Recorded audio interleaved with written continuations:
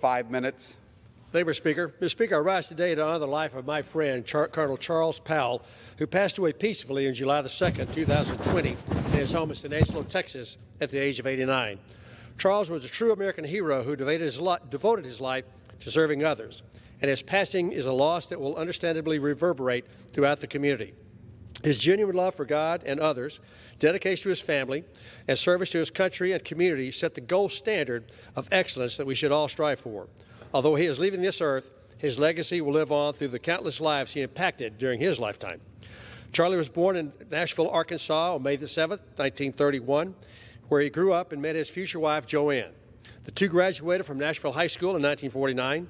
Charlie went on to attend the Naval Academy in Annapolis, Maryland, and graduated in 1954 with a bachelor's degree in general engineering.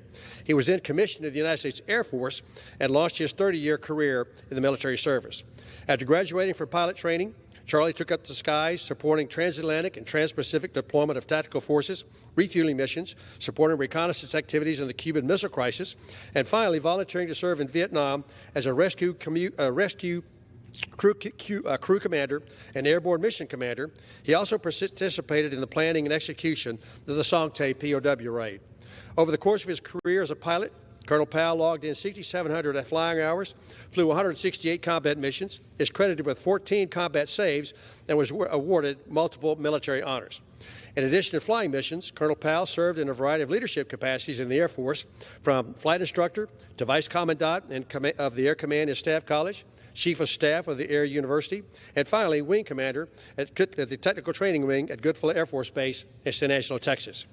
At the center of Charlie's world was Joanne. Their love story is one for the ages. From meeting in grade school to graduating high school together, raising their daughter Terry as Charles' missions took him around the globe, their commitment to each other never wavered. San Angelo was forever changed when these two Spitfires flew into town in 1980. Charles was appointed wing commander at Goodfellow Air Force Base, which was slated for closure at the time. Charles and Joanne immediately leapt into action, developing the relationship between Goodfellow and the community of San Angelo and completely transforming the mission of the base. After Charles's 4 years as wing commander, Goodfellow was removed from the closure base, and today the connection between the base and San Angelo stands as a premier example of effective military-civilian partnership. Thankfully, after Charles retired from the service, the Powells never left San Angelo. Instead, they immediately set to work to planting deep roots in the community and making San Angelo a better place to live. These two have been some of the most dedicated public servants our community has ever seen. Through the innumerable service initiatives, they've been Goodfellow's most dedicated champions who served as a bridge between San Angelo and Goodfellow. Through it all, Charlie and Joanna stood together, side by side, hand in hand. They transformed countless lives, not the least of which was my own.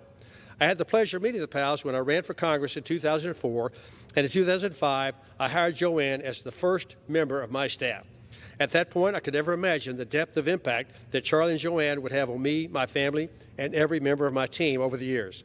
Joanne is the longest-standing member of my staff, and she and Charlie have been seeing me through the ups and downs, all the while tirelessly serving the constituents of the Concho Valley. Within my office, Joanne took on the responsibility of shepherding young men and women through the congressional nomination process for applying for the U.S. military academies, while Charles chaired the board responsible for vetting and recommending them to me for nomination. Their teamwork resulted in many young men and women from our district receiving appointments to these prestigious institutions of higher learning, further extending the tradition of service to our country to future generations. I cannot put into words the immense honor that has been to have Charles and Joanne as a part of my family. My wife, Suzanne, and I feel tremendously lucky to have the opportunity to learn from them and to count them among our closest friends.